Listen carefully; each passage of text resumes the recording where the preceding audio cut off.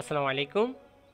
General method সবচেয়ে সহজভাবে শিখতে আমি এম এস সাকিব আছি আপনাদের সাথে। পূর্ববর্তী লেকচারগুলোতে আমরা এই জেনারেল মেথডের আরও কিছু কোশ্চেন সলভ করেছিলাম। সেখানে আমরা জেনারেল মেথডে দ্বিতীয় কোশ্চেন দেখেছিলাম যে কিভাবে কিউব থেকে স্কোয়ারে নিতে হয়, এবং কি আমরা ফার্স্ট কোশ্চেনে দেখেছিলাম যে কিভাবে আমাদেরকে এই যে স্কোয়ার ফর্ম আছে সেই ফর্মটা আমাদেরকে গেস করতে হয়।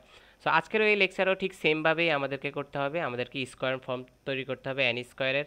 সো আগের লেকচারগুলোতে আমরা যে অ্যান্সার পেয়েছিলাম, যেমন আমাদের এখানে কি পেয়েছিলাম, 3 square N is equal to আমাদের N N into N plus one into N plus one by two, এবং কি এর আগের লেকচারও আমরা সেম রেজাল্টটাই পেয়েছিলাম। সেটা যদি আমরা দেখি, আমরা এখানেও সেম রেজাল্টটাই পেয়েছিলাম। সো এই লেকচারের এই কোশ্চেনটির অ্যান্সার করলেও আমরা একদম সেম রেজাল্টই পাবো, যেহেতু তিনোটা কোশ্চেনেই স্কোয়ারের মান বের করতে বলা হয়েছে।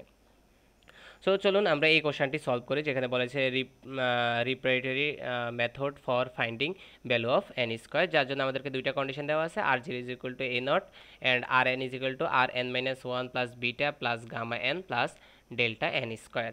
সো এই কোশ্চেনটি লিখে লিখে বোঝা অনেক বড় কোশ্চেনের সলিউশন, তো অনেক বড় সলিউশন হওয়ার কারণে লিখে লিখে বোঝানো একটু কষ্ট, তাই আমি আগেই খাতায় করে রেখেছি, সেখান থেকে আপনাদেরকে দেখিয়ে কোশ্চেনটি বোঝাবো। সো আমরা প্রথমে এই কোশ্চেনটি সলভের জন্য ধরে নেব let a naught is equal to alpha. আমরা এ নটের ভ্যালুটা কি ধরে নেব? আলফা ধরে নেব। সো যেহেতু এ নট আলফা, সুতরাং আর নটও আমাদের কি হবে? আলফা হবে। এবং আমরা ধরে নেব যে R N is equal to A N alpha, B N beta, C N gamma and D N delta, আমরা এটা ধরে নেব। সো ধরে নেওয়ার পরে আমরা আমরা এখানে চারবার চারবার ভ্যালু বের করব। আমরা প্রথমে এ এন এর ভ্যালু বের করব, এরপরে আমরা বি এন এর ভ্যালু, এরপরে সি এন এর ভ্যালু এবং ডি এন এর ভ্যালু। এর জন্য আমাদেরকে চারবার আর এন এর মান ধরে নিতে হবে। সো প্রথম বলে আমি যদি একবার দেখাই দিই, এখানে একবার ধরে নেওয়া হয়েছে, দেন এখানে আরেকবার ধরে নেওয়া হয়েছে আর এন এর মান, দেন এখানে আরেকবার ধরে নেওয়া হয়েছে, দেন এখানে আরেকবার ধরে নেওয়া হয়েছে। একটা জিনিস লক্ষ্য করলে দেখবেন যে প্রথমবার আমরা আর এন এর মান 1 ধরেছি, পরের বার আর এন এর মান n ধরেছি, এরপরের বার আর এন এর মান n স্কোয়ার, অ্যান্ড এর পরের বার আর এন এর মান n কিউব ধরেছি। সো এইভাবে চারবার ধরার মাধ্যমে আমরা এখানে এ এন, বি এন এবং সি এন ডি এন এর মান বের করবো। সো প্রথমটা দেখি, ধরে নিলাম R N is equal to 1 and R naught is equal to 1। So R naught is equal to যদি 1 হয়, R naught is equal to 1 যদি হয়, তো R naught is equal to alpha. So আলফার ভ্যালুও 1। So R naught is equal to alpha is equal to 1। So R N minus 1 is equal to কী হবে? 1। আর N এর ভ্যালু 1, তো আমরা ধরে নিলাম আর এন মাইনাস 1 এর ভ্যালুও 1। সো আমরা যদি 1 নং সমীকরণ থেকে দেখি, 1 নং সমীকরণে কী আছে? আর এন। সো আর এন এর ভ্যালু আমি ধরতেছি 1, সো সুতরাং 1 বসালাম। এরপরে আছে কি? আর এন মাইনাস 1। সো আর এন মাইনাস 1 এর ভ্যালু কি ধরলাম? 1 বসালাম 1। এরপর আছে বিটা, দেন আছে আমাদের গামা এন, দেন আছে আমাদের ডেল্টা এন স্কোয়ার, সেটা লিখে ফেললাম। সো এই 1 অ্যান্ড এই 1 আমাদের ক্যান্সেল আউট হয়ে যাবে, কারণ আমাদের যদি সমান চিহ্নের দুই পাশে যদি সেম রাশি থাকে তাহলে তারা ক্যান্সেল আউট হয়ে যায়। সো এই কারণে এই পাশে হলো 0, beta gamma N and delta N square. So আমরা যদি শুধু বিটার মান বের করি, এই ফুল রাশিটা আমাদের এই পাশে জিরোর সাথে ভাগ হবে, সো তখন বিটার মান 0 আসবে। ঠিক সিমিলার হইতে আমরা যখন গামা বের করবো, তখন ফুল রাশিটা এই পাশে 0কে ভাগ করবে, সুতরাং তাও 0 হবে। কারণ হলো 0কে যেই রাশি দিয়ে আমরা ভাগ করি না কেন তার অ্যান্সার 0 হয়। সো বিটার মানও 0, আমাদের গামার মানও 0, ডেল্টার মানও 0 বের হবে। এই যে আমরা মানগুলা বের করলাম, এই মানগুলা বের করে আমরা কি করব? আমাদের 2 নং সমীকরণে বসাবো। সো 2 নং সমীকরণে যদি আমরা বিটার মান 0, আর গামার মান 0 অ্যান্ড ডেল্টার মান 0 বসাই, তাহলে আমরা এ এন এর মান পেয়ে যাব। সো আমরা যদি করি, এখানে আরেকটা জিনিস, এই আর 0 বা আলফার মান 1 ধরার একটা বিষয় আছে, সেটা হলো আলফার মান যদি আমরা 1 না ধরতাম, যদি আমরা আলফার মান 0 ধরতাম, এর পরবর্তী দেখবেন যে আমরা আলফার মান 0 ধরতেছি। তো আলফার মান যদি আমরা 0 ধরতাম, তাহলে এ এন বাদ চলে যেত, তখন আমরা এ এন এর ভ্যালু আর পেতাম না। এই কারণেই মেইনলি আমাদের এখানে আলফার ভ্যালুটা 1 ধরা, যাতে আমাদের এ এন এক্সিস্ট করে। ওকে, আমরা যদি আর এন লিখি, আর এন ইজ ইকুয়াল টু, তাহলে আমাদের 2 নং সমীকরণে যদি বিটার মান 0 বসাই, তাহলে বিটার মান গেলে এটা বাদ হয়ে যাবে, দেন গামা বাদ হয়ে যাবে, দেন ডেল্টা বাদ হয়ে যাবে, সো আমাদের শুধু এ এন থাকবে। So R N is equal to A N alpha, a N alpha. Okay, so এইখানে আর এন এর ভ্যালু আমাদের কত আছে? 1 আছে। আর এন এর ভ্যালু আমাদের কত আছে? 1 আছে। সো আমরা 1 বসালাম, আছে আমাদের এ এন আলফা বসালাম। এরপরে আমরা এখানে কি দেখতে পাচ্ছি যে আলফার ভ্যালু 1, আলফার ভ্যালু আমরা কত জানি? 1, যেটা আমরা একটু আগে দেখছি। আলফার ভ্যালু যদি আলফার ভ্যালু 1 হয়, 1 ডিভাইড বাই 1, তার মানে এ এন এর ভ্যালু কত আসবে? 1 আসবে। এবং সিমিলার হইতে 1, যেহেতু আলফা হলো 1, সুতরাং আমরা লিখতে পারি না a n is equal to alpha. So এই তো, সো এখান থেকে আমরা মানগুলো পেলাম। সো আমি এটা ক্লিন করে নিই। আমরা এখান থেকে এ এন এর ভ্যালু কত পেলাম? আমরা এ এন এর ভ্যালু 1 অ্যান্ড এ এন এর ভ্যালু আলফা পেলাম। এর পরবর্তীতে আমরা বি এন এর জন্য কাজ করি। যখন আমরা বি এন এর জন্য কাজ করব,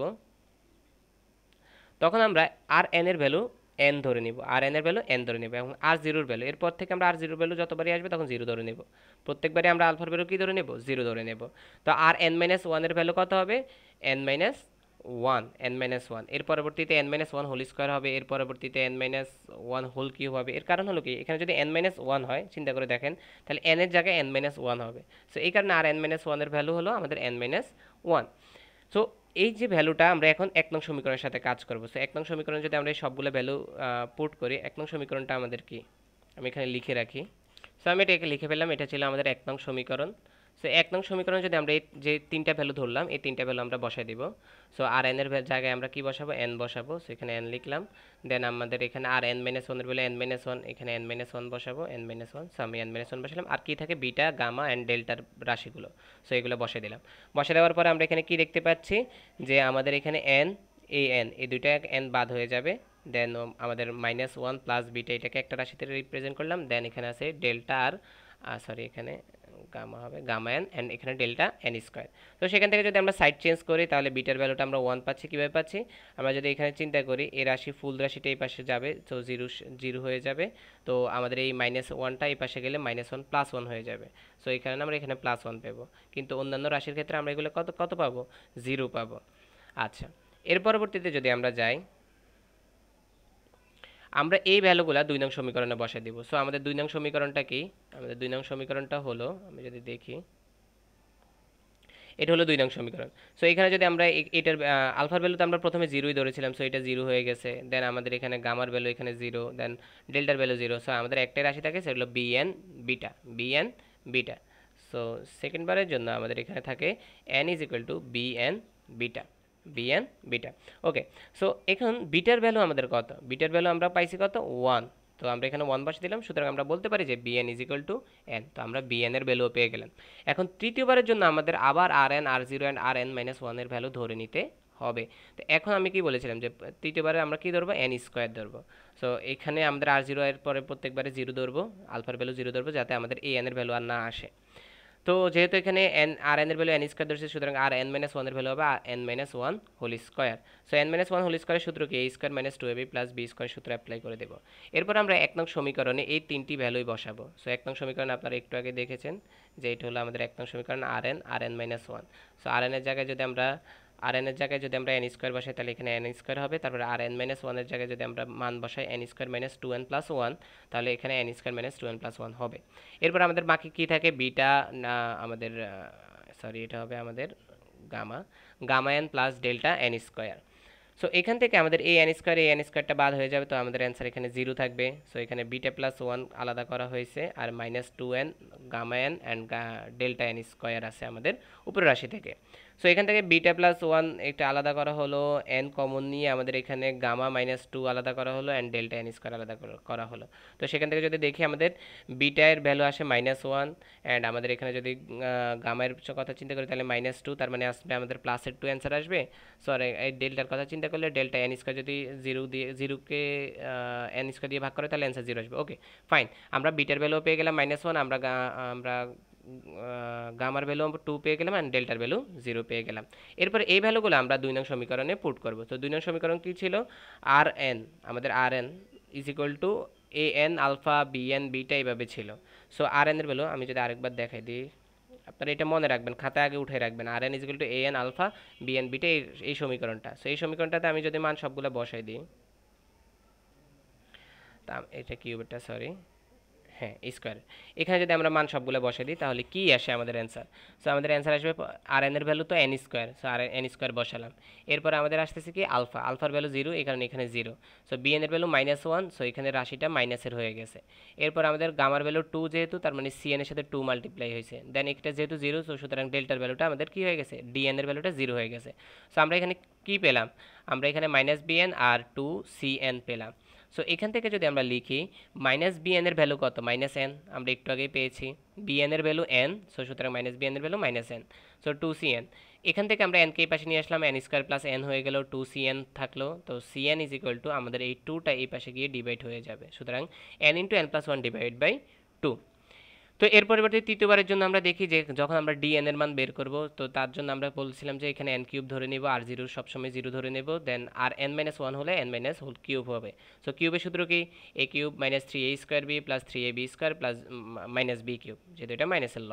সো এটা 1 নং সমীকরণে আমরা কি করব, এই তিনটা ভ্যালুই অ্যাপ্লাই করে দেব। সো আমাদের এখানে আর n এর ভ্যালু কত বসাবো, আর n কিউব হবে। সো 1 নং সমীকরণে আমরা যদি জানি, সেটা হলো আমাদের, এটা হলো আমাদের 1 নং সমীকরণ, যেখানে আর এন এর ভ্যালু আর এন মাইনাস ওয়ান এবং বিটা, এই ভ্যালুগুলো আমরা সবগুলো বসাই দিব। তো আমরা যদি 1 নং সমীকরণ এটার দিকে তাকাই, আমি এখানে লিখে রেখেছি, তো এখানে যদি আমরা এন কিউব বসাই, দেন আমাদের আর এন মাইনাস ওয়ানের ভ্যালু আছে এই ফুল রাশিটা, সেই ফুল রাশিটা যদি আমরা এখানে বসাই দিই, দেন আমাদের আর কি থাকে, beta plus gamma and delta. So এই ফুল রাশিটা বসে গেছে। সেখান থেকে আমাদের এন কিউব বাদ হয়ে যাবে, সো এই পাশে জিরো থাকবে আমাদের। দেন আমাদের এখানে বিটা অ্যান্ড মাইনাস ওয়ানকে আলাদা করে লেখা হয়েছে, আর গামায়ের রাশিকে আলাদা করে লেখা হয়েছে, অ্যান্ড এন স্কোয়ার রাশিগুলোকে আলাদা করে লেখা হয়েছে। সো সেখান থেকে আমরা দেখতে পাচ্ছি যে বিটার ভ্যালু আমরা যদি আলাদা করি তাহলে ওয়ান পাবো, আমরা যদি গামার ভ্যালু আলাদা করি তাহলে মাইনাস থ্রি পাবো, অ্যান্ড ডেল্টার ভ্যালু আমরা কত পাচ্ছি, থ্রি পাচ্ছি। ওকে, এখন 2 নম্বর সমীকরণে যদি আমরা এই ভ্যালুগুলো পুট করে দিই, সো 2 নম্বর সমীকরণে আমাদের কি আছে, আমাদের 2 নম্বর সমীকরণে প্রথমে আর এন আছে, সো আর এন এর জায়গায় আমরা এন কিউব বসে দিলাম। এর পরবর্তীতে আমাদের কি আছে, এ এন আলফা আছে, সো আলফার ভ্যালু যেহেতু জিরো, এখানে জিরো হবে। এরপরে আমাদের বিএন বিটা আছে, বিটার ভ্যালু এখানে কত, ওয়ান, সুতরাং এখানে ওয়ান বসালাম, আর বিএন আছে। এরপরে আমাদের আছে সিএন গামা আছে, সো গামার ভ্যালু এখানে মাইনাস থ্রি আছে, সুতরাং আমরা মাইনাস থ্রি দিয়ে সিএনকে মাল্টিপ্লাই করলাম। ওকে, এখানে মাল্টিপ্লাই হবে। দেন আমাদের এখানে ডেল্টার ভ্যালু কত আছে, থ্রি আছে, থ্রি ডিএন দিয়ে মাল্টিপ্লাই হবে। সো এতক্ষণে আমরা বিএন এর ভ্যালু পেয়ে গেছিলাম, সো আমরা বিএন এর ভ্যালু অনুযায়ী এখানে বিএন এর ভ্যালু এন, সেটা বসাই দিলাম।